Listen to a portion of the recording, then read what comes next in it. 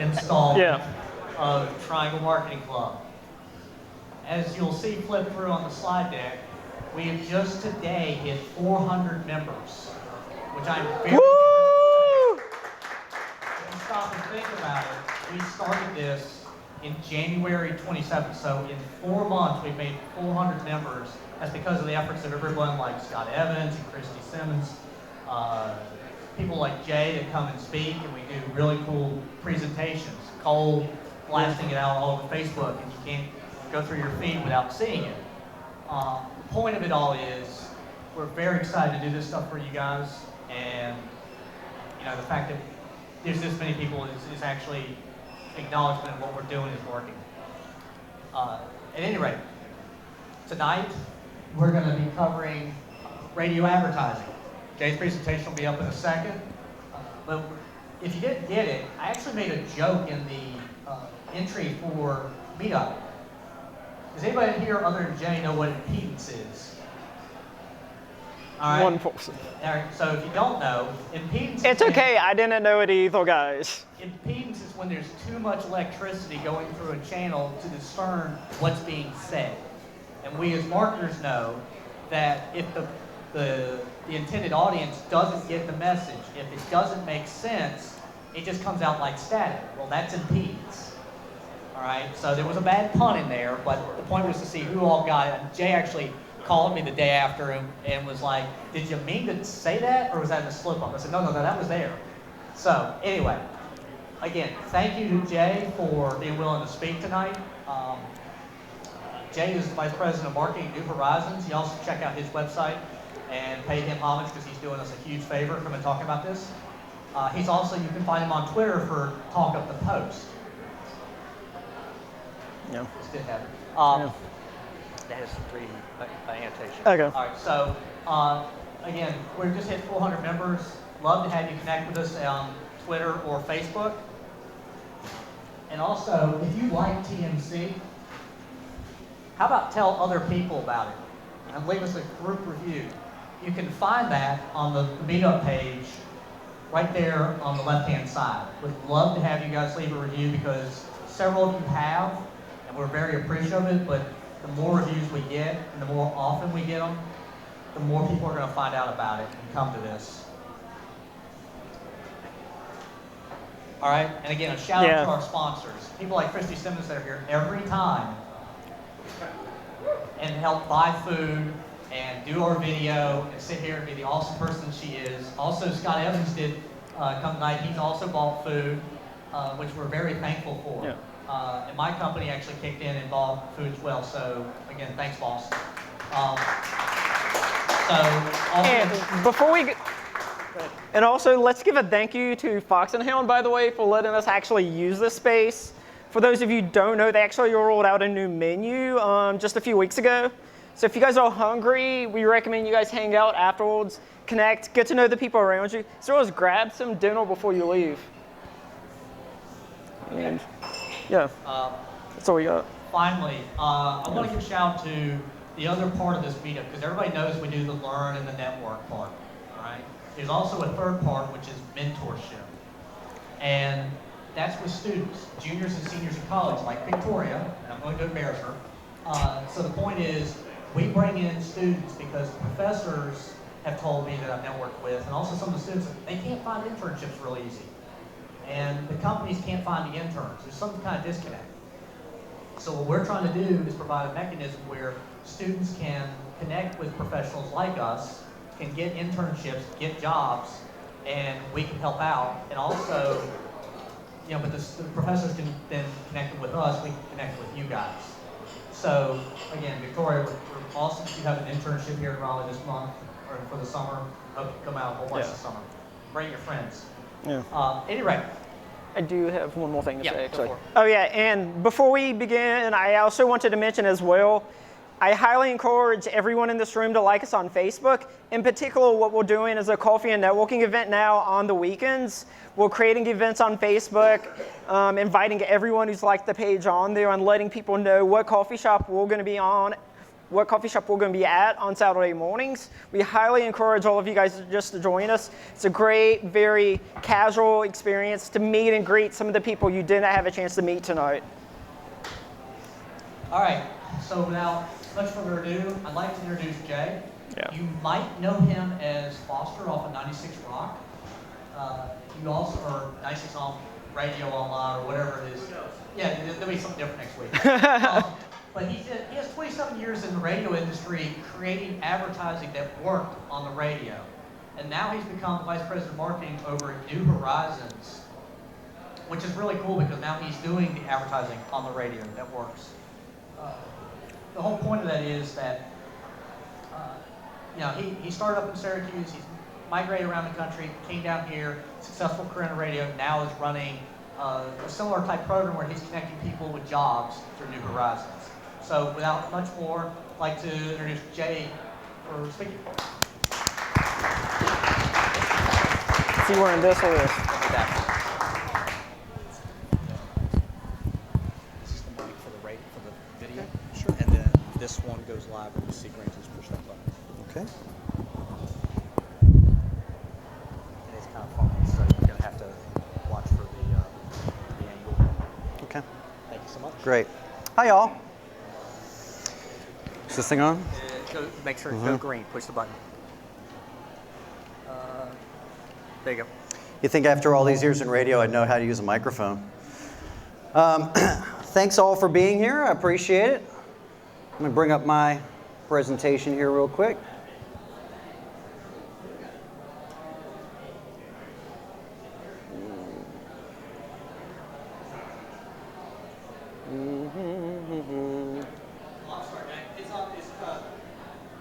Oh, I got it now, Chris. Okay. So, as Chris was saying, I'm the Vice President of Marketing at New Horizons Computer Learning Center. We're the largest computer training center in the world. And basically, I do marketing for two businesses in one. We have our B2B side of the business, which is New Horizons has been around for about 35 years. We do training for businesses. So companies like Cisco and Quintiles and Cree send their employees to us to get trained. And then we have a IT career training division where we train people to get into the IT industry, get their certifications, and then get placed in companies like Quintiles, Cree, and Cisco. So that's what I do, but I started in radio. And how many of you, when I say the word radio, how many of you picture that? Just a few, okay. Usually digital marketers are like, or you just don't want to say it. Is that fair? Well, we're going to talk about that a little bit tonight. Is radio a dinosaur or not? A lot of people ask me, you don't look like you've been in radio for 27 years because I started young. I actually started when I was 15 when I did an internship at a radio station in San Francisco called X100. And it was one of those sliding doors moments where it was a high school internship program. And I wanted to work at KNBR. I wanted to do sports broadcasting. And the KNBR internship, KNBR in San Francisco, which is where I grew up, KNBR did the Giants games. And I envisioned myself at Candlestick Park in the summer, and I would be there next to Hank Greenwald, and I would learn all the tricks, and I'd learn how to do play-by-play. That was my vision. That was my dream. That was how it was going to go. And instead of giving me the internship at KNBR, they gave me the internship at a station called X100, which was a top 40 station. And I came home and I'm like, Mom, I'm totally not taking this. Forget it. He said, well, why? And I said, 'cause I'm going to be a sports broadcaster. What kid at 15 knows what he wants to do for the rest of his life? But that's what I wanted to do. She said, well, you should really do this and just see if that's something that you may be interested in. And so I did. I went to X100, and the day I walked in the door, Will Smith, who at the time was the Fresh Prince, was in the lobby. And from that point forward, I knew that I was going to do music radio. So from there, I moved on to Syracuse University, worked in college radio there, worked at a station called Y94. And radio was pretty awesome. I went from Syracuse back to San Francisco, where I actually got to work with somebody. In fact, somebody worked with me that you probably recognize, but back then you didn't know him yet. So in radio, things were pretty fun. You know, there's me and Lenny. Sharon! Funny thing about that picture with Ozzy is that this was at the Billboard Music Awards, and the Billboard Radio Awards, which they used to combine with the Billboard Music Awards. My mom was the one that recognized Ozzy. And she goes up to the Prince of Darkness and goes, "Can you take a picture with my son?" This guy worked for me in 1996. Seacrest was our afternoon host, and I had been assistant program director, and then I became interim program director at K101 in San Francisco, and he worked for me. I've got some Seacrest stories. Then I moved to, after going to Detroit, I moved to Raleigh, started at 96 Rock, which became Radio 96.1. I was Foster on the radio for 12 years, and then I gave up all of that excitement for Mike Tyson, Bare Naked Ladies, Robin Williams. You know what? Before I tell you about how I gave it up, I got to tell you this Robin Williams story. Robin Williams, because this has become my favorite radio story. Robin Williams, about 7 months before he died, 8 months before he died, played a show at DPAC. And you hear about how awesome a guy Robin Williams was. Do you know who David Steinberg is? You do, okay. I didn't know who David Steinberg was. It's pretty old school, but he was, I think he has the distinction of having been the most frequent guest of Johnny Carson's during The Tonight Show. So I read about this. Well, David Steinberg was the moderator for this Robin Williams show at DPAC, and they were selling it, they were promoting it as an evening of sit-down with Robin Williams, hosted by David Steinberg. Well, I got a call from DPAC, and they said, "Would you MC the show?" MC Robin Williams. I was beside myself. Of course I'll do it. So I get there, and she takes me upstairs, and I'm standing outside the dressing rooms. And in DPAC, in backstage area, they've got all these autographs. Everyone signs the wall. And so we're out there, and we're waiting, just waiting for somebody to come out. I'm not sure exactly what I'm going to say, how it's going to go. And I'm looking at all the signatures, and Emily, who's the marketing director at DPAC, starts to tell me the story about Whoopi Goldberg, because this was during one of our classic ice storms, and Whoopi doesn't fly. So she had driven down here, and they didn't cancel the show, but Whoopi had just made it in time, and then there was like nobody at the show, and then the next thing you know is you hear down the hall, "Whoopi was here last night?" And there's Robin Williams just standing right in front of us.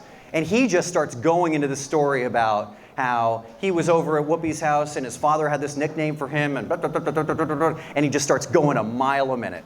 And it was like being in paradise. And the next thing you know, I'm in David Steinberg's dressing room, and David Steinberg, after he did all of his stand-up stuff in the 70s, turned out that in the 90s, actually, he was one of the big engines behind shows like Friends and Seinfeld and Curb Your Enthusiasm and Mad About You. He was a really, really big deal behind the scenes. So there I am in his dressing room, and we're talking about Curb Your Enthusiasm, and I'm like on absolute cloud nine.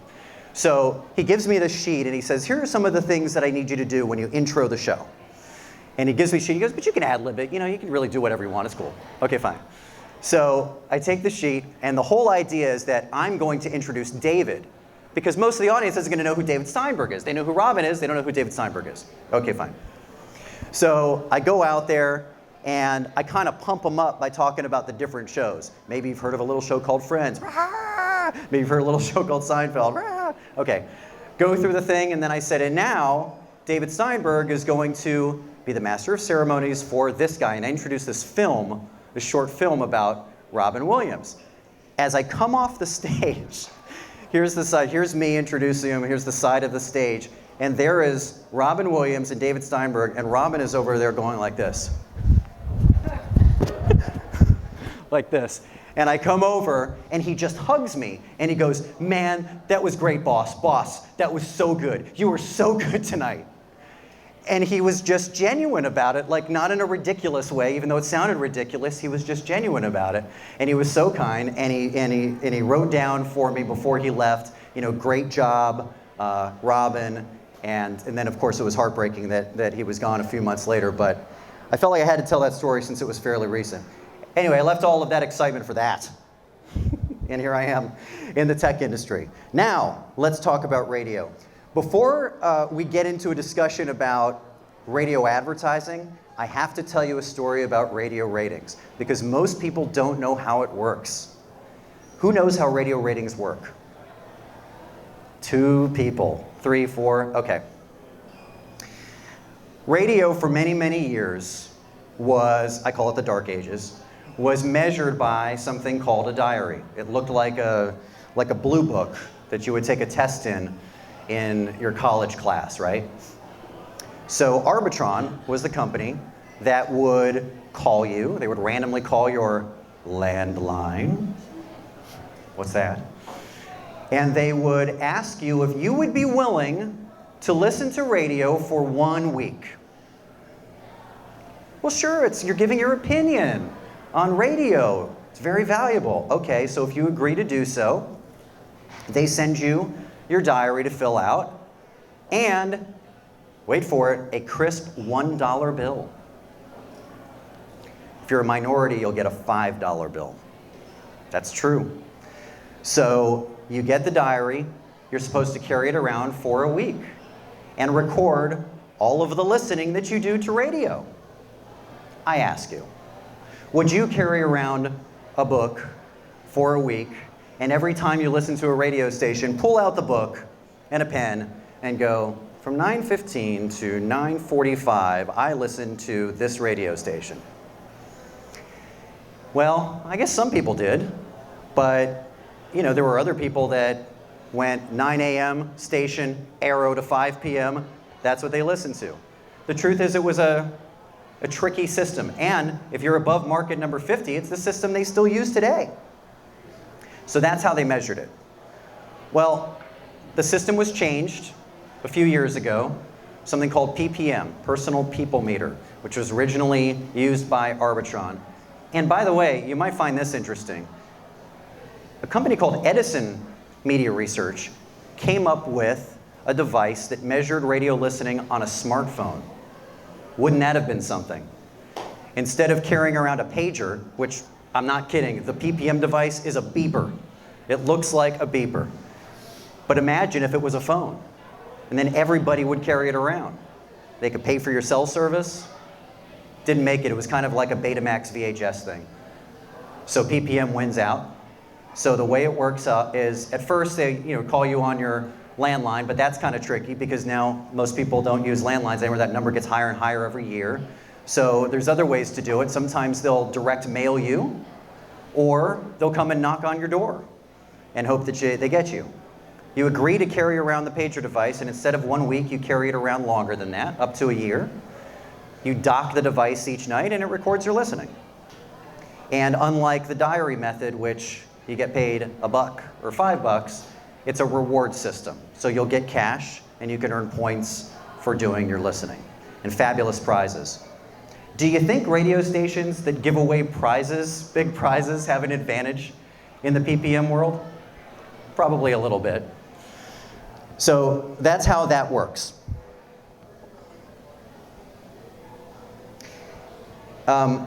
This is how many people, at any given time, is considered a pretty good amount of people listening to your radio station. 5 people. Could be 10 if you're really lucky. Could be 1 or 2. But it's kind of scary when you look at a graph of ratings and it shows you how many meters are tuned into your station at any given time. It's a very low number because it's a sample. It's a sample size, right? And it's multiplied, and they figure out based on that, they have a formula to figure out how many people are listening to your station based on the number of meters relevant to the population. But it's a really, really low number. So why are ratings important? Well, stations obviously use it to set their rates. I put which are always negotiable. It is how agencies typically purchase stations, using a ranker on a national level and a local agency level. The staff's livelihood depends on it. I've had plenty of days as a program director where I've had the queasy stomach and absolutely could barely go into work that day, feeling nausea from how Arbitron was going to determine how my next 30 days were going to go. So the question is, how important should they be? What happened between diary and PPM is compression. So what you saw was that the top stations don't have as big as a lead as they used to. In part because radio was a popularity contest. That was part of using a diary, right? Is you didn't have to, frankly, you didn't have to tell the truth. I think most people told the truth, but it's just, I don't even remember what I had for breakfast this morning. And I'm supposed to remember what I listened to. And that's how that most people did it, is they didn't do it at that moment. Maybe they did it that night and tried to remember, or maybe they waited till the end of the week and then tried to remember. It's a tricky system. So in PPM, you get more actual listening, and there's a glut of stations in the middle with nearly identical numbers. So what happens when ratings are compressed in this way? It makes results matter even more. Let's play a game of radio true or false. Nobody listens to radio anymore, true or false? Okay, this is a statistic that the NAB, National Association of Broadcasters, loves to throw out. 93% of Americans listen to terrestrial radio every week. Terrestrial. That sounds like the Mesozoic. Like radio, that's one of the worst things for radio is the word terrestrial. It sounds dinosauric, the word terrestrial. 93% of Americans listen to terrestrial radio every week. That's true, everybody listens to radio. I don't know who the 7% are, honestly. I mean, pretty much everybody listens to radio. I know there are people that tell me they never listen to radio, but most people listen to radio. Okay, people are listening to radio less than they used to. True? False? It's true. It's definitely true. And PPM has brought this to the forefront. In fact, time spent listening to radio has eroded every single year since the advent of PPM. And the younger you are, the worse it is.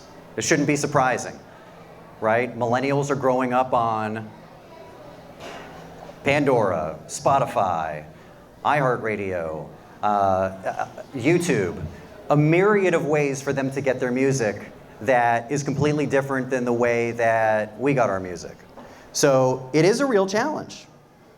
And I do have to say that iHeartRadio, and I give Clear Channel, which is now iHeart Media, I give them a lot of credit because they foresaw how powerful something like Pandora would be in understanding the need to have a platform going forward. In fact, you know, I'll get into this in a bit, but the dashboard, the connected dash, is one of the biggest things for radio in the future.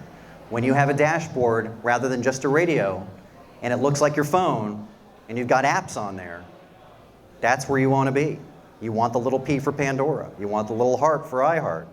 Going to AM/FM is going to be a much different functionality going forward.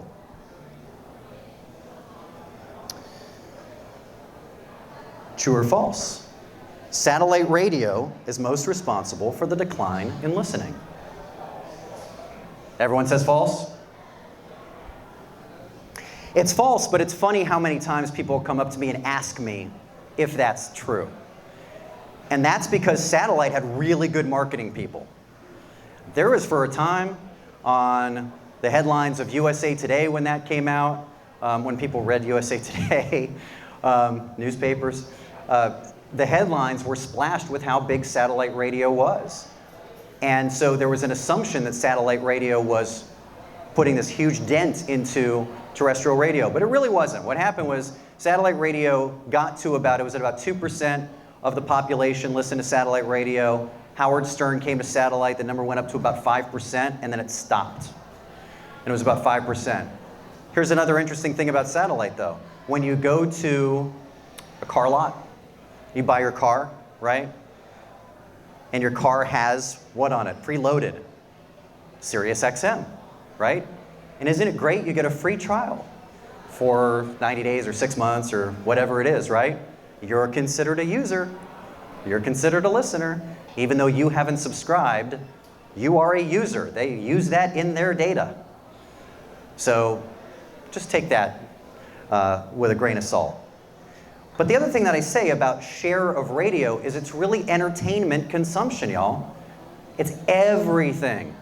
You know, what's taking away time from radio? Oh, I don't know. Everything. Facebook, texting, words with friends, Twitter, LinkedIn, ESPN, the ridiculous amount of choices we have. That's what's taking away from radio. Same thing, taken away from everything. The pie is just carved. So, what is radio's biggest enemy? If it's not satellite, what do you think radio's biggest enemy is? Any guesses? Internet radio? That's a good one. It could be argued for sure. I believe it's trackability. Because when it comes to revenue and how to sell radio, I think this is the biggest thing that gets run up against, and I think for the future is a big, big issue. Radio being able to prove its worth, being able to measure its results. And this is what draws people, as you know, to digital marketing. Because you can see how it worked, right? Analytics are really, really powerful, and anyone can do it. It's pretty awesome. So radio has this challenge that in the past, you know, it's mass media. And here are the ratings, and here's how many people are listening, we think, because it's a sample measurement. And we know that, you know, that we can reach this radius. And at the end of the day, results are results. Your campaign worked or it didn't. But to have data like that, it's difficult for a radio station to adapt into trackability. So the question is, how do you measure radio results? Well, you can, and I will, let me first put in a little asterisk at this point and tell you that New Horizons uses a lot of radio. We're a big radio advertiser. And it's not just because I worked in radio, it is because radio does work. So there, I've answered the question. That's the topic of the conversation, but we'll get deeper into it. So here's the thing. How do you measure radio? First of all, and I'm talking about not ratings now, I'm talking about as a client, how do you measure radio results? So, method number one. You can ask them where and when they heard the message, but the reality is, just like I talked about with diary, they're not going to remember most of the time. When we ask somebody at New Horizons, where'd you hear about us? At first, I drove myself batty by asking, what station did you listen to? Forget it. I saw you on TV. We're not on TV right now. You know, I heard you on the fan. We're not on the fan right now. I mean, they don't know. They don't know what station they listen to. So don't ask. Don't bother. Do they know they listen to radio? Most of the time. They'll give you the other media answer sometimes, but generally speaking, they'll remember the media, but don't bother with the name of the station. You can use a dedicated tracking phone number or website, but you will get very frustrated if you don't see results quickly, okay? And the number and or website has got to be good. Do not, on radio, say something like, call us at 919-654-5125. Do not do that. Radio is just like any medium, you got to capture them. It's got to be memorable. You got to take it in the bank and hear it over and over again. But if you say something that's not memorable, they're just not going to remember it. So it's got to be memorable. Blue Line Aviation was one of my favorite campaigns. And I'll talk about the campaign in a little bit, but when I did a campaign for them, their website was, they were a new company. Guy that owns Blue Line Aviation is a guy named Trey, pilot. He was a cop and he was in the Army. And he started an aviation company. He wanted to teach people how to fly. The website was bluelineaviationllc.com. And so I said, how about learntoflyraleigh.com? Done. It's got to be something memorable. No one's going to remember the LLC. And somebody probably had BlueLineAviation.com. I'm sure they had BlueLineAviation.com, which is why he was using LLC. Take a holistic approach. So rather than going in a very short period of time, make a graph of when you're using what stations. Don't use them all at the same time. Go on some, go off some. Track your leads, and that way you'll know what's working. Was I on this station at this time, and I had this many leads? Was I off here? Was I using this platform? But don't do it per station, per lead. It'll drive you nuts. And finally, and radio people tell you this a lot, and they're absolutely right. Radio is a marathon, not a sprint. Radio takes time. That doesn't mean that there aren't instances in which you can use radio effectively as a sprint. There are instances where you can run a very powerful schedule over a short period of time to, for example, do recruitment for a job fair. Come to such and such hotel on Tuesday at 7:30. We're going to be hiring 30 people. 401k, great benefits. Great growth opportunities. Be there, Holiday Inn Express, Tuesday, 7:30. And you run that for a few days or a week out, can that be effective? Yes, no question. But if you're in the branding business and you're doing a branding campaign, that is going to take a lot of time. And one of the biggest mistakes that clients make with radio is they use it in a short period of time and they don't follow the rules and they say radio doesn't work. You did it wrong. And we'll get deeper into how to do it right a little bit later.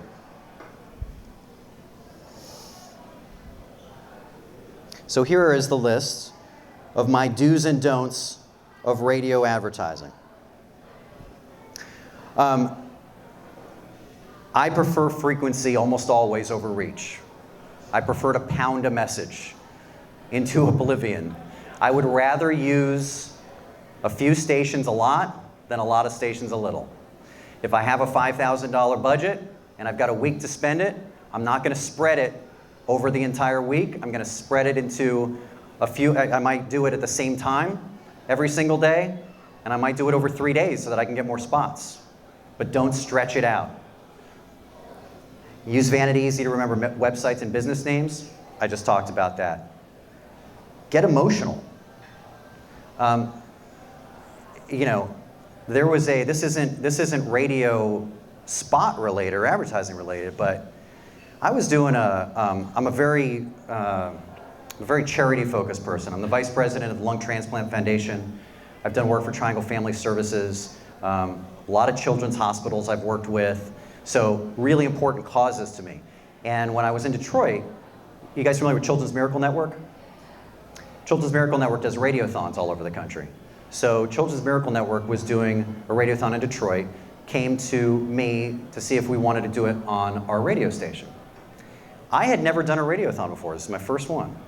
So I got there, and you start early in the morning at a radiothon. You start at like 5, 6 a.m. You're there, you're getting set up. You got your phone bank. You're set up with your couch up there for your interviews and your microphone. You're getting ready to go. So the morning show gets on. My morning show gets on at 6 a.m. and they get on and they start talking about stuff and we need your money and we need you to call and these kids and this hospital does incredible work and and they give the phone number and nobody calls. Nobody calls. Not one phone rings. Okay. I mean, it's early though. It's early, right? It's fine, no problem. Great. Move on. Next break, 6:20. Do it again. Nobody calls. 6:40, do it again. This time, a little more emotional, a little more powerful. We do our first interview. Nobody calls, and we're freaking out. I'm freaking out. Children's Miracle Network people are freaking out. The hospital's freaking out. Everybody's freaking out. What's going on? Do we suck that bad that nobody's calling in to help sick kids? What is going on right now? Well, we had to think through logically what's going on. What is the issue? What's the problem? Any idea what it was? What'd you say? not the wrong phone number. Phones didn't work. No kids? Is that what you said? Well, the issue was that the phones didn't ring. So Ameritech, the phone company, had hooked it up wrong.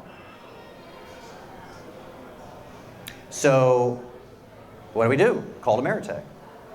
Called up their technical support. Said, we've been on the air for an hour. We haven't raised any money. And you messed up the hookup. We need you to come down here. Well, our technical support opens at 9 o'clock, so we'll have them call you then. Wait, hold on. No. You don't understand. We're doing a radiothon, and we're raising lots of money for a children's hospital. So no, we're going to need that now. Okay, well, I'll pass the message along. Okay, no, you need to get me to somebody higher. So we tried to get the message out, and ultimately, nobody's taking care of it. So we tried again, wasn't getting any results. We'll get to it at 8:30, sir. And this was literally the response I was getting. So I got on the radio, and I grabbed the microphone, and I gave this off-the-cuff, drop the mic, impassioned plea, totally off the top of my head, about how this hospital relies on funding, a certain percentage of its funding every year from this radiothon. This many kids will be affected by the amount of money that we raise today. And then I mentioned some specific kids, and I talked about their illness, and I talked about how much they depend on the hospital, and I talked about how much money we've just lost because Ameritech, and yes, I called them out, because Ameritech screwed up and now won't send their technical support down here. It was literally like a drop. I think I did drop the mic. It was literally a drop the mic moment. And I was enraged. I was red-faced. I was boiling. I was ticked. And the president of Ameritech called 10 minutes later.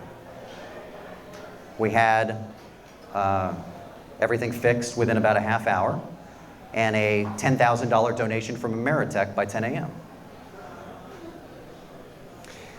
The point of the story, though, is get emotional, right?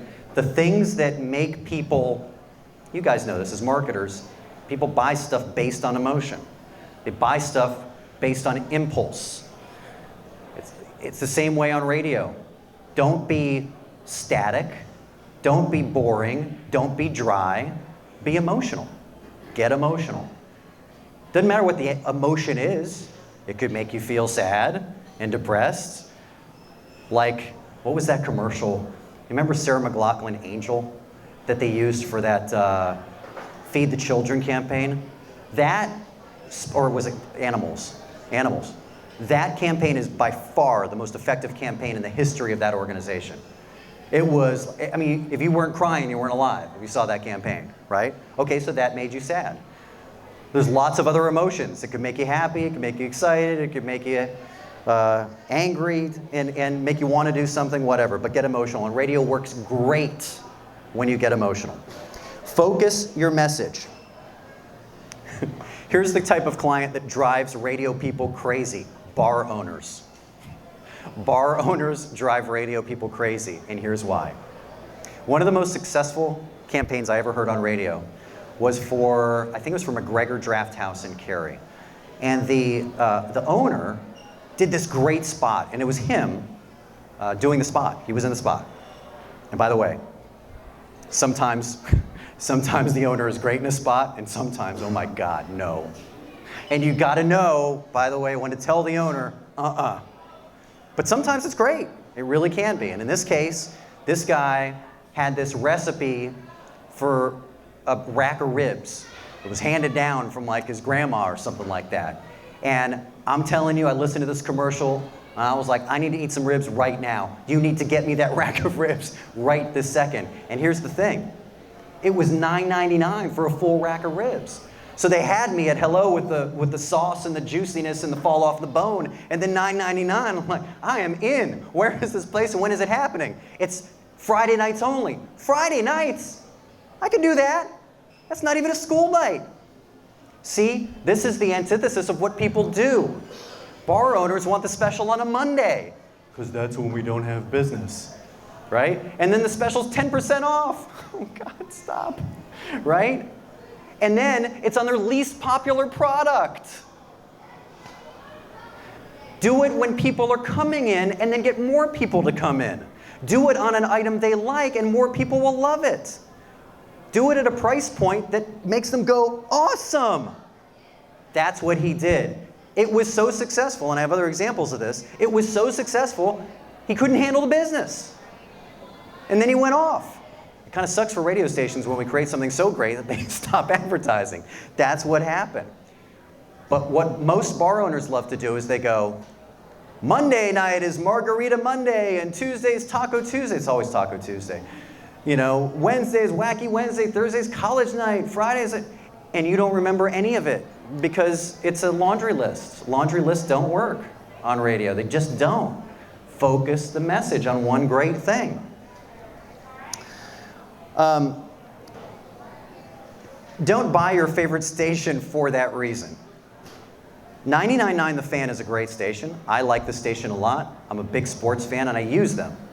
I don't use them because I'm a sports fan, and I don't use them because I like their programming. I use them because they bring me customers, right? A lot of people use radio stations because they like it. Oh, that's my favorite station, I use that. Shouldn't be why you use it. I know that sounds like a given, but it doesn't always happen. Cliches. Oh, God.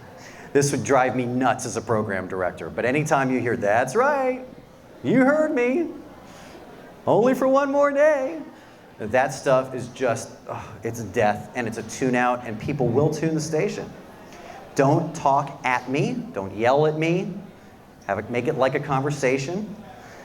I just mentioned this, don't try to fit in too much information. Car dealerships are also they've actually gotten better. I give car dealerships credit. They used to be absolutely the worst. They've actually gotten a little better at this, but they would try to fit in so much information. It would go like, you know, this car 239, this car, this car, this car, this car, this, and I don't even know what happened. I don't even know what went on. Make it about the experience, right? Why was, and I know I'm going to talk about a brand that's dead, but Saturn at one time was a pretty great car company. Saturn at one time was a really popular car company that sold a lot of cars off of a principle of no haggle pricing. They were really the first ones to pioneer no haggle pricing. You come in, that's the price, it's a good price. No cheesy salespeople. And that darn commercial with the kid who goes around the country and gets a donut at every Saturn dealership because they have it in his record that he likes donuts. And so it's the personal customer service. We know you, you're a person. We have it in your notes. So he did a cross-country trip and they had his donuts for him every time he got there.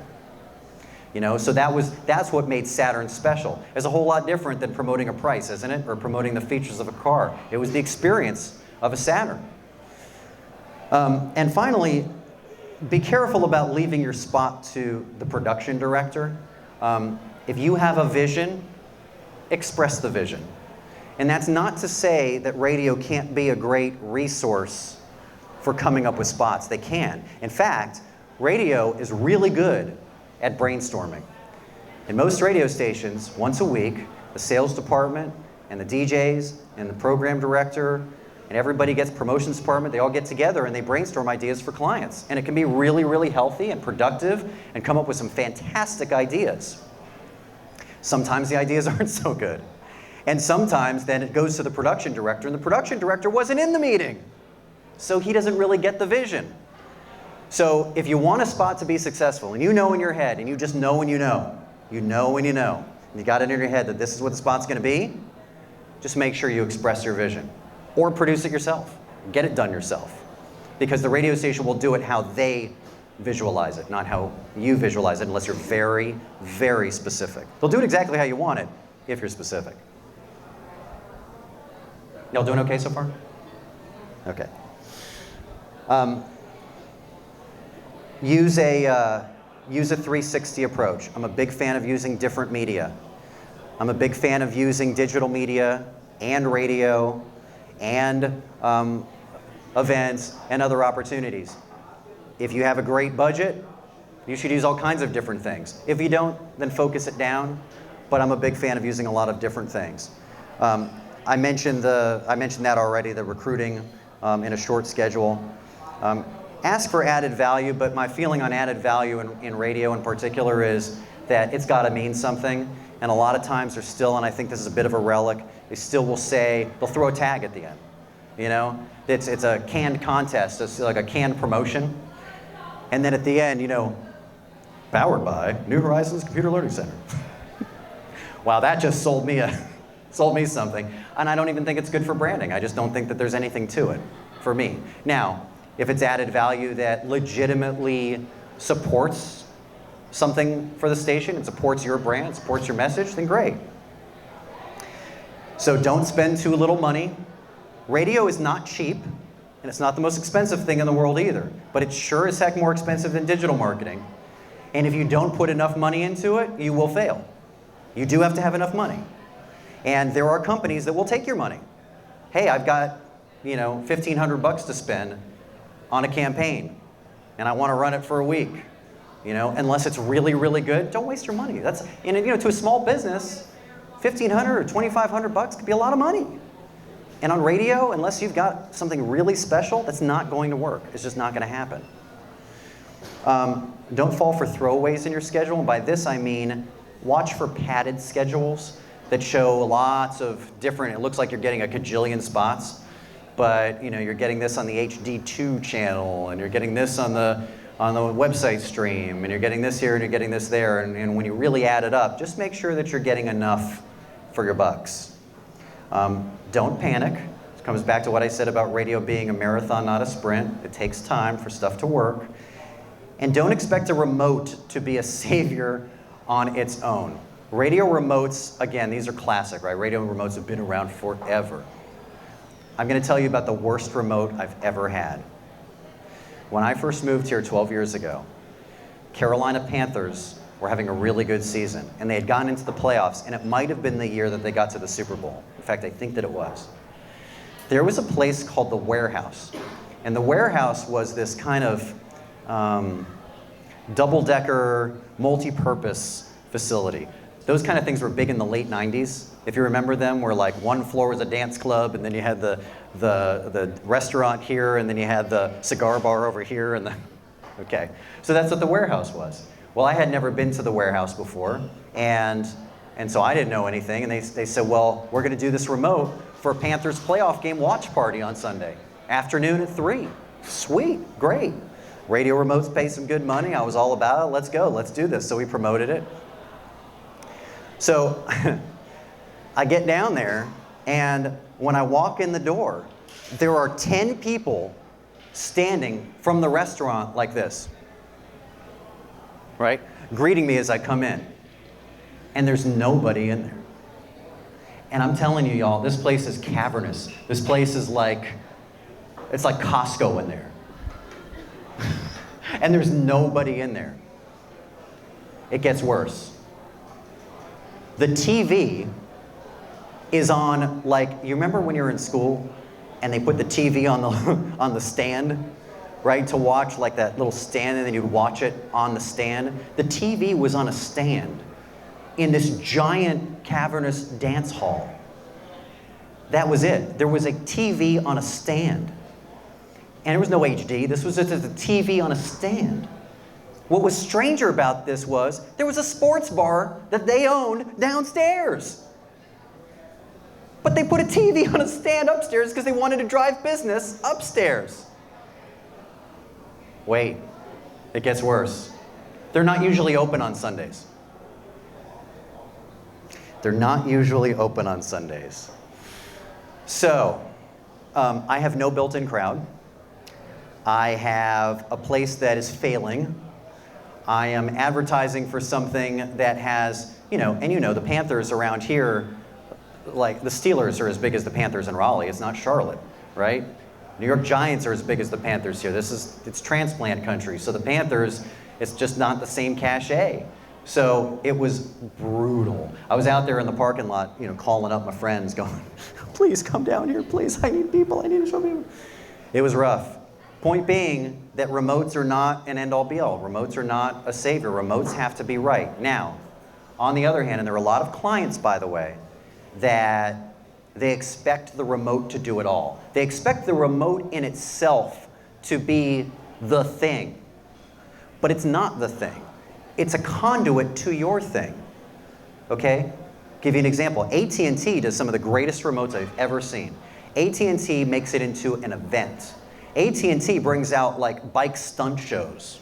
AT&T plays games and gives away massive prizes, and they promote it everywhere. We're one of the vehicles, you know? So it works, but it works because they've used it all, right? If the client doesn't put, we give out some CDs and t-shirts, ain't nobody coming to your remote. It's not happening. Unless you have other stuff going on. If we can promote that you're giving away a big screen TV, if we can promote that you're giving a special that you've never given away before that's legitimately great, or you've got entertainment or whatever it might be, okay, fine.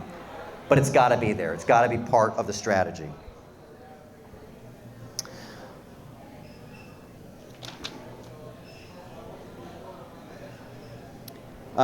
This comes quickly back to the emotion. When I got to New Horizons, and one of the reasons I got hired at New Horizons was because when I was on 96 Rock / Radio 96.1, I did endorsements for New Horizons. And endorsements are really, really, really powerful. Endorsements can be gangbusters.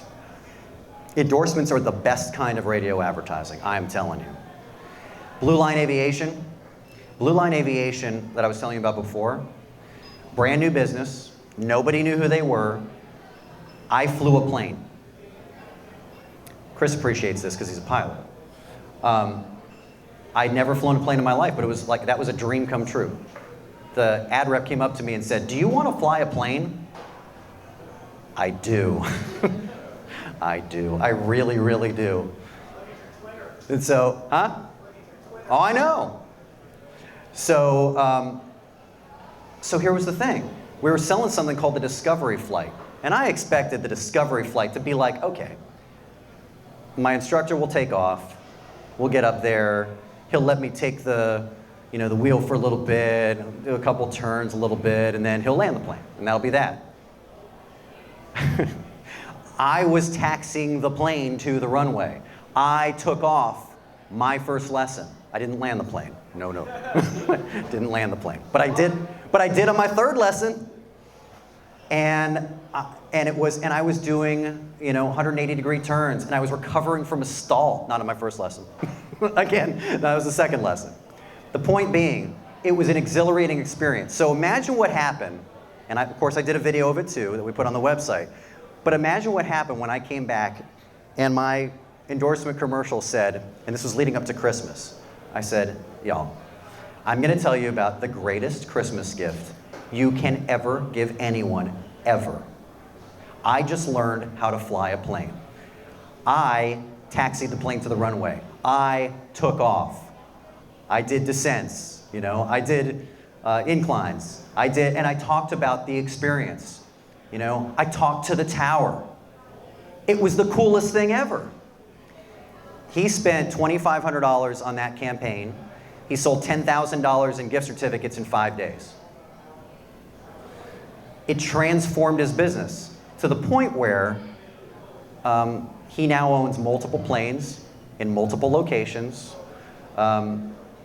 It's incredible. The guy's grown leaps and bounds. And it all started with one little Discovery Flight campaign on 96.1 with Lil Me. Endorsements work really, really, really well. Here's another really great one, just real quick. Talk about personal experience. My house flooded a year and a few months ago. My toilet exploded. And it flooded my house. Like literally water was coming down like a waterfall into my kitchen. And it was like, who do you call? So I went on Angie's List. And on Angie's List, the first one to come up, because first you call the insurance company. The insurance company says you can call whoever you want. We've got a list of vendors, but you can call whoever you want. I go on Angie's List. I find Carolina Restoration Services. I call them up. When can you get out here? We'll be out there within a half hour. Okay. He gets out there. It's the owner that's out there. And they were so incredible. I mean, the greatest experience ever. The greatest experience ever. So a couple weeks into it, I call up the owner and I go, you know, I could talk about this on the radio. And I even, before I even said that, I sent him a copy. I made a spec spot. I sent him the spot. And rather than your typical sales meeting where you go into somebody and you try and sell them on it, it sold itself. I did the commercial talking about how he saved my house. And the business exploded. He was on for about 8 months, and then he said, you know what? We're expanding. We're getting a bigger building, and I got to put my capital into that right now. I just can't do advertising. Good for him, bad for us, but you know, a good problem to have. Endorsements work really, really, really well. Unless, here's my asterisk, unless they're scripted for the DJ. Don't ever do that, because it'll sound like a script. Always have it from the heart. Always pick a jock that knows how to do an endorsement. Make it sound conversational, make it sound real, make it believable, and it will work. If it sounds like a script, like any other commercial, it will fail, and you'll be unhappy. Every Student Has a Story is a campaign that I started last year. It went from being about us to about the students.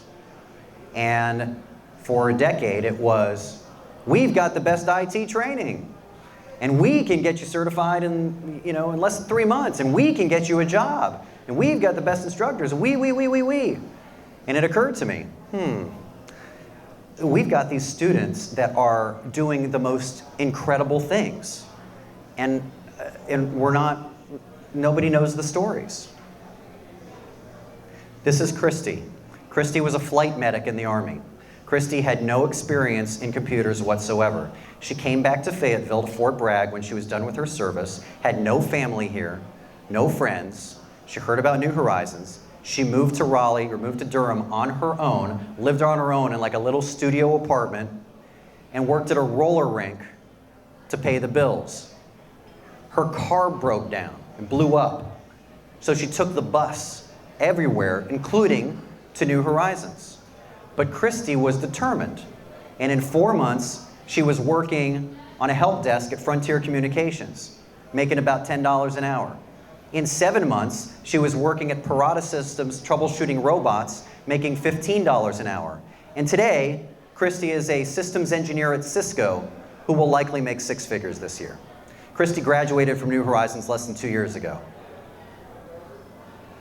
That's my business.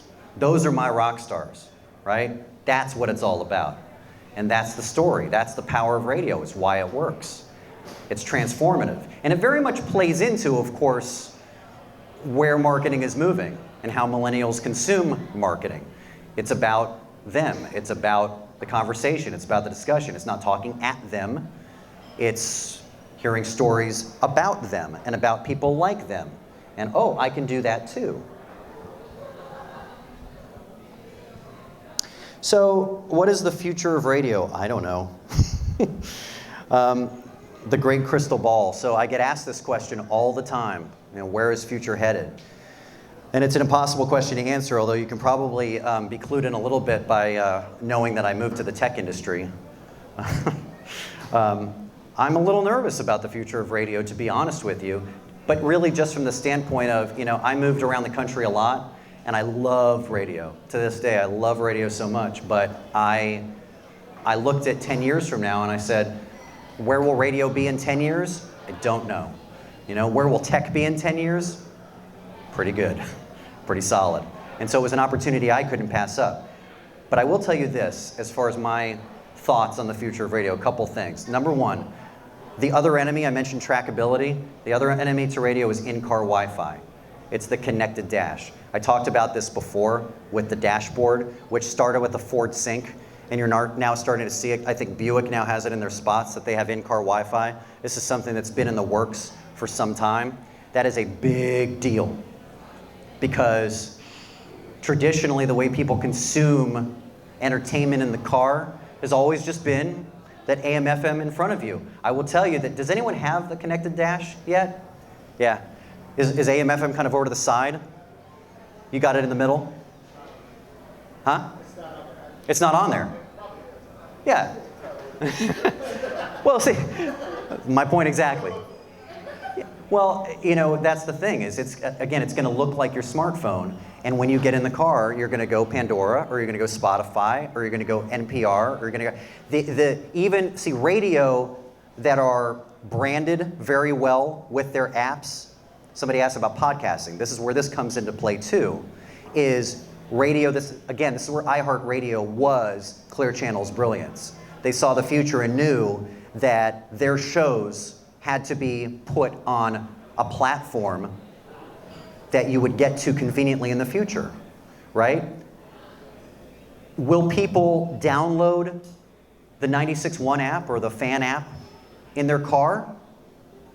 I don't know.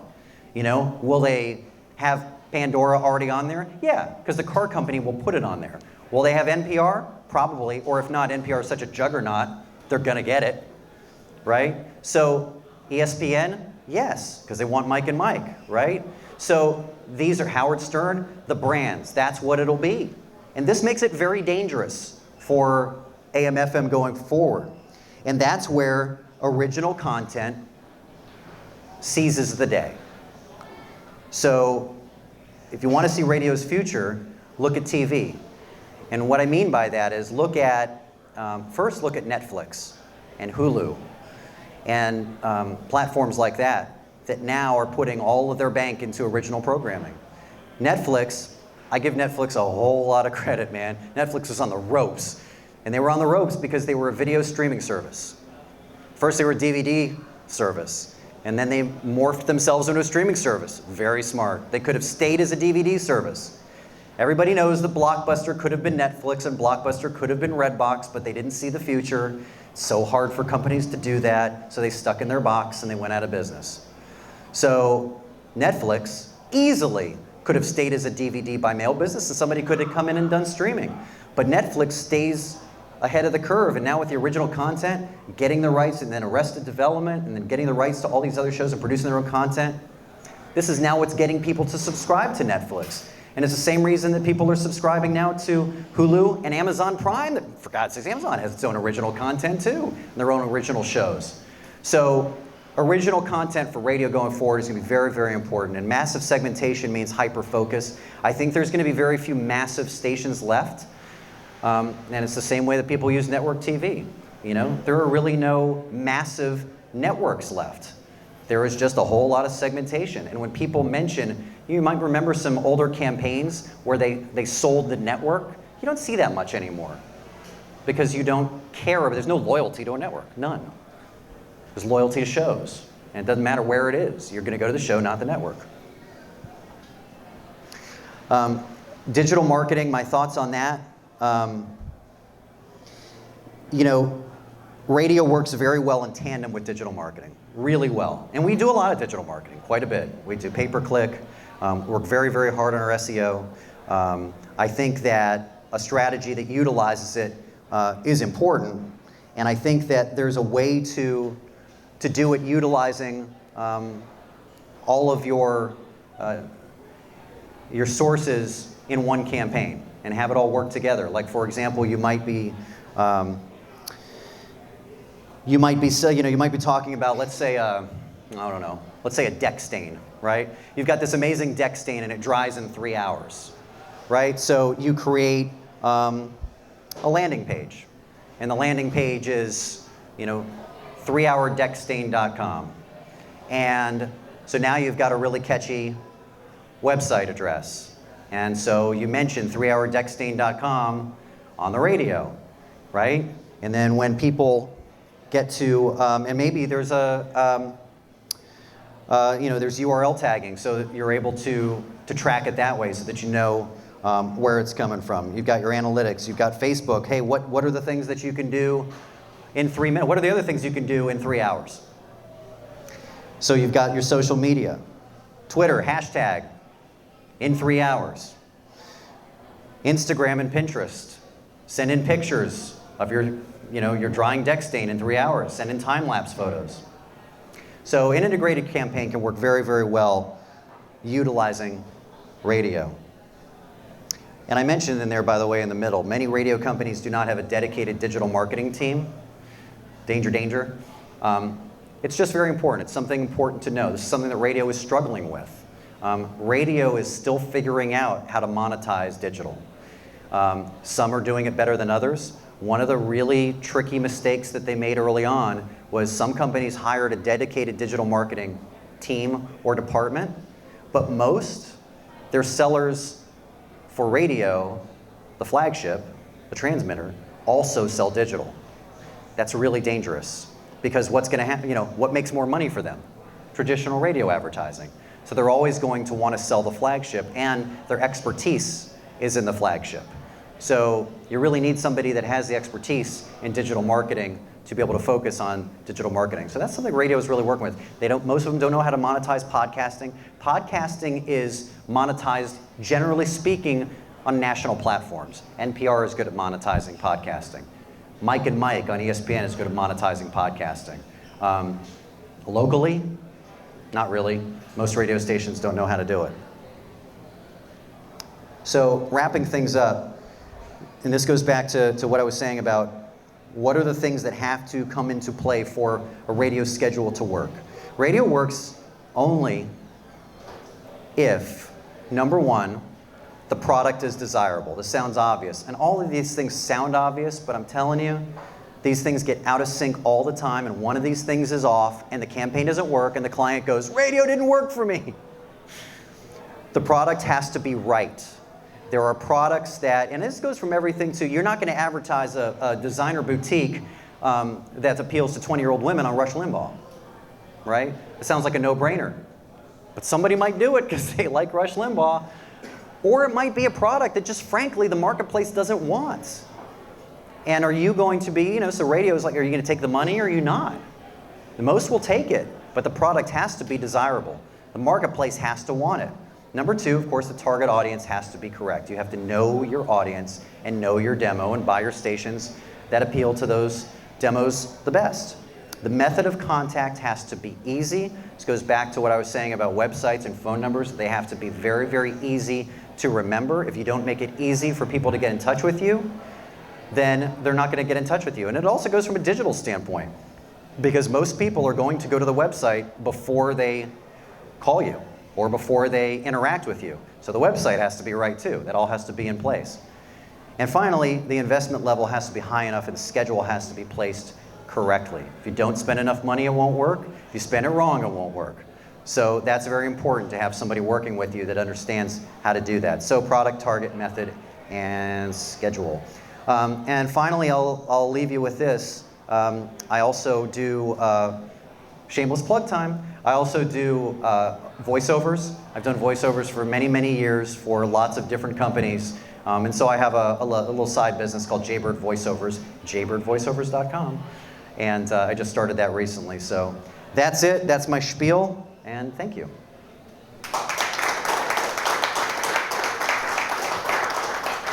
Can I answer any questions? Yes, sir. Is there a certain type of content that works best on radio over, website content or TV? Why radio above all that? Right. Sure. Yeah. The question was, is there any specific sort of content that works better on radio than any others, than any other media? Not necessarily. I think it really comes down to how you're doing it and what you're targeting.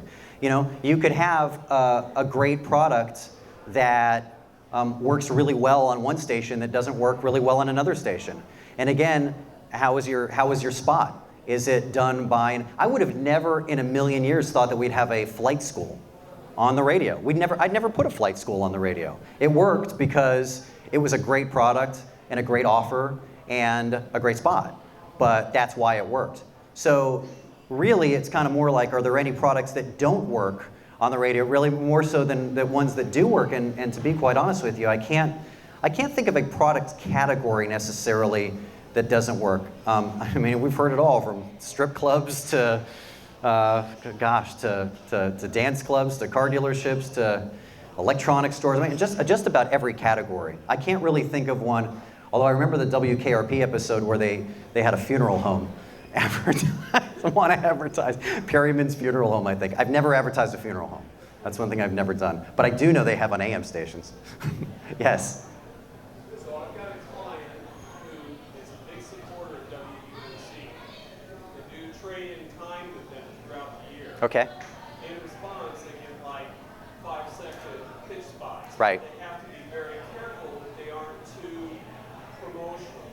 Right. So net it out, and yeah, their voice gets out there, but they get no response. I mean, they can't get a quantitative result from all the money that they give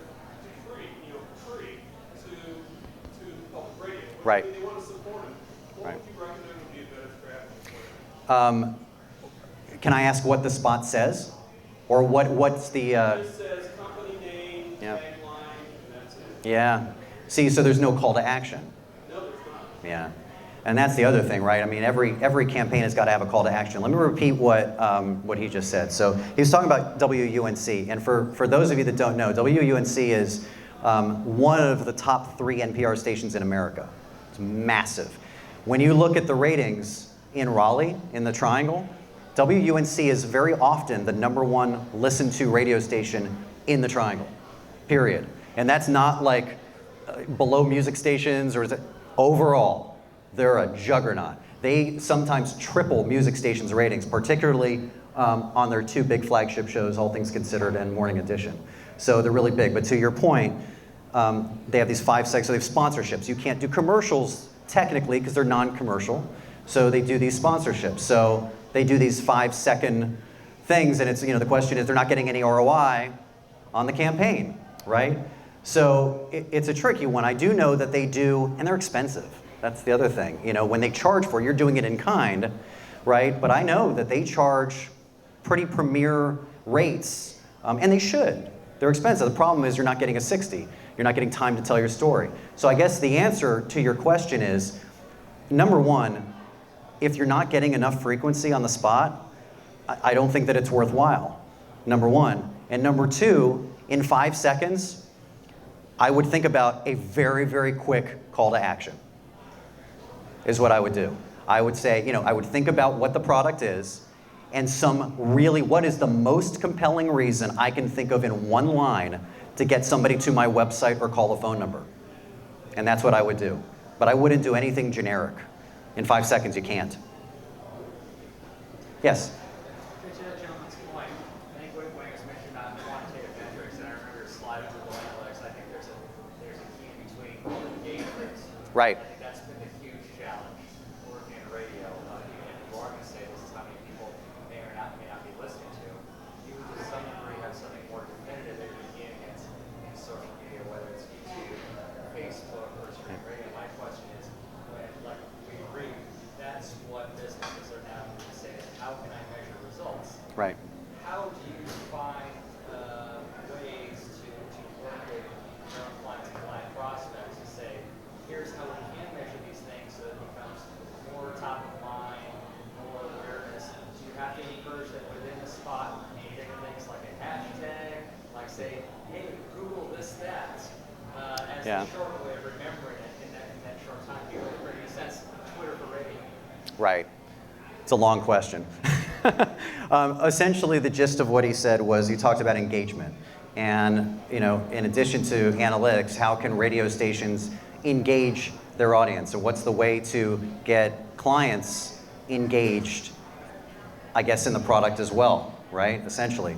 So from a listener's standpoint, that is a big issue with radio. And it really is why music stations, many of them are having a tough time, is because you're more likely to get engaged with a show that you like or a brand that you like than you are a radio station you like. Because generally speaking, loyalty over the years has just kind of dwindled. So your loyalty to a radio station isn't as strong as it might have been where when I was growing up as a kid, I loved my favorite radio station, and that was a station I listened to.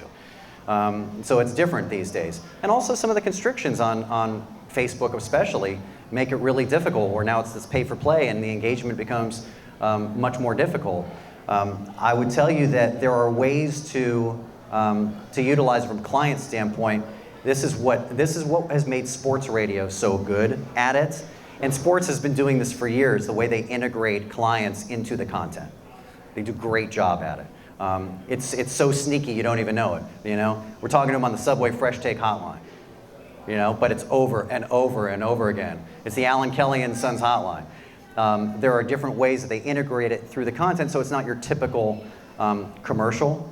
It's more tricky with music stations, without a doubt, but I do think that there are ways to supplement your radio campaign to get people engaged. Like, for example, you know, I'll go back to Blue Line Aviation. You know, people engaged with that video, and they watched that video, which got them excited about flying. So heard the spot, watched the video. So I do think that more clients should use multimedia using the radio station, and then mentioning that in their spots. That doesn't happen very often. Go see the video, go, you know, give them a teaser. Give them the teaser in the spot, and don't tell them much. And then say, you know, see the rest of the story at ... You know, your classic news tease. Make sense? Yeah, it does. I mean, to your point on the sports station, I've always wondered how they handle the FTC disclosure laws of how there are things they've advertised and some people like to just have the content, or sometimes when people are popular enough Right. to insert their advertising without being aware that it's advertising. The Right. FTC does have disclosure guidelines. And it seems like popular radio shows really seem to skirt that quite a bit. They do. I don't know how local, if they ever come across, but it seems to be that when people get turned off by just hearing the word ad, there's a desire to kind of not make people aware that it is an ad, and make it more of the content itself. There's been no real slap on the wrist as to from the FTC on doing that, and so it just kind of is what it is, you know. And we know that you're more likely to listen to the advertisement if it doesn't sound like an advertisement, and that's what makes endorsements sound so great. Yes. With the advent of all, we are all bombarded by information coming from all sides. Would you say that maybe the best marketing message is one that genuineness? The whole thing about genuineness, however you communicate that, is what's going to cut through all of the information that we get. Because people become very cynical after a while after hearing 100%. I do. You know, his question was about genuineness. Is the key going forward that all of your advertising should have an air of genuineness, without question. And you're right. People have become more and more cynical. And you know, and it's funny. There was and this was only a few years ago. There was an electronics store in Raleigh that was doing it was around Thanksgiving, and it was one of those. You know, it was a sale that was called. I'm trying to remember what it was. It wasn't Everything Must Go, but it was something very, very cliche-ish, and it was like, you know, the owner lost his da-da-da-da and had to go out of town, and so we're taking over. It's ridiculous, right? It's ridiculous. But they were going to do it. And actually they did do it. And it was awful. And, you know, and it didn't work. And it sounded terrible on the radio. And I wish we hadn't even taken the advertising. But yeah, that stuff's going to be harder and harder to sell going forward because people see through it. They don't have time for it. It's got to be authentic. Absolutely, I agree. Yeah. Yes, Chris? With that, on that line, is it worth it to even have a celebrity do it?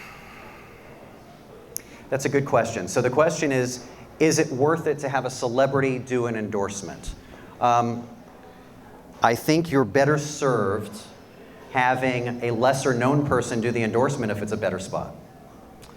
That doesn't mean that it can't have cachet. I mean, look, if a celebrity does a great endorsement, great, because there is cachet sometimes in a celebrity. But I do think that there's no value in a celebrity doing a bad endorsement. None whatsoever. And just putting somebody's name on it is not going to sell it. Yes, sir. Take a look at what Serial did for podcasting. Do you think there's a place where the Lone Ranger will come back to radio? And is there a place for serial storytelling on radio to recapture the audience of years gone by? On terrestrial radio or podcasting? No, I'm saying what Right. Serial did for podcasting. Right. Yeah. Do you think the same Right. It's an interesting question. His question was like serial TV, you know, serial radio, telling stories in a show type of format that has become popular with podcasting, right? Can that work? The actual Yeah. serial, Right. the podcast, I mean, it blew everybody out of the water. Right. It made podcasting back up front. Yeah. But it was the same thing with serial storytelling. Yeah. So, is there a place for that in radio? I think that it would be too much of a niche market in most stations. It doesn't mean that you couldn't do that. I mean, because frankly, I think that that's, you know, NPR does a lot of that. It's really the basis of what they do, and they're very successful at it. So can it be done? Sure. But I think overall, it's going to be tricky to fill that much content. They have the advantage of a national platform. You know, could you fill that much content on a local platform? Much trickier. Anybody else? Yes. Have you seen any efficiency data on how to run a targeted program on Pandora or Slacker versus a local program? Do you have any sense of the performance? I've used Pandora, yeah, so I'll tell you about my Pandora experience. Pandora got into local advertising fairly recently, within the last year or two, and so you now hear spots for Pandora in between some of the music. They're all 30 seconds. They won't do any 60s. And it's becoming pretty crowded. Pandora's doing very well for themselves. And what Pandora's greatest argument is, they have two. One is that their overall listenership is higher than terrestrial radio. That's their claim in a marketplace, is that you put it all together and they're listened to more often. And then, of course, there's a targetability both from a demographic and geographic standpoint. So I can, if I want to, for example, promote that we accept GI Bill funding, I could do a spot to 25 to 35-year-old men in Fayetteville within a 10-mile radius of Fort Bragg. Pretty great, right? What I've found with Pandora is the leads have not been what I expected from just a lead generation standpoint, right? You know, they tell you in Pandora they want you to click the ad for more. So you click the ad, and then it takes you to your landing page, where then ideally you take an action, you call or you fill out a contact form. I can tell you from my experience, what I've found is there's been very few contact forms filled out from Pandora based on the investment level. And I can tell you that when we ask people where they've heard about us, nobody says Pandora, which has been surprising to me a little bit. They mention other radio stations, but they don't mention Pandora. And I understand that there's other things that go into this, right? How they use it. A lot of people use Pandora in the car. They use it on mobile. They may not be in a position to fill out a contact form at that point. There's all these kind of factors that play into it, but we did a Pandora campaign to high school, for high school students. We were actually trying to target moms of high school students. So we actually went after women between the ages of like 42 and 54, because they would likely have a kid in high school age, and that was wildly successful. So my answer is, I tend to think that Pandora, at least in my experience, can be very effective for highly targeted, very specific campaigns. I'm not as convinced for general market type campaigns. Anybody else? All right, thanks much.